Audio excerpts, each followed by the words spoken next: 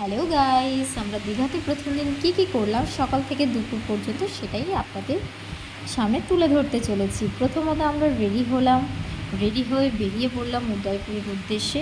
যেতে পথে দেখুন জগন্নাথ মন্দির করেছে, কত সুন্দর লাগছে না? প্রথম যেবারে এসেছিলাম প্রচণ্ড ভিড় ছিল, প্রচণ্ড ভিড়, কিন্তু এবারে ভিড়টা অনেকটাই কম ছিল। এই বলতে বলতে দেখুন আমরা চলে এসেছি। টোটো থেকে নামবো, এবার জাস্ট আপনার ভিউটা দেখুন। যারা যারা এখনও দীঘায় যাননি একটু গিয়ে দেখবেন, খুব সুন্দর, খুব সুন্দর। আমি ভিডিও আর ফটোর চক্করে আমার ছেলে আর বরকে হারিয়ে ফেলেছি, লাস্টে দেওয়ারগুলোই রয়ে গেছে।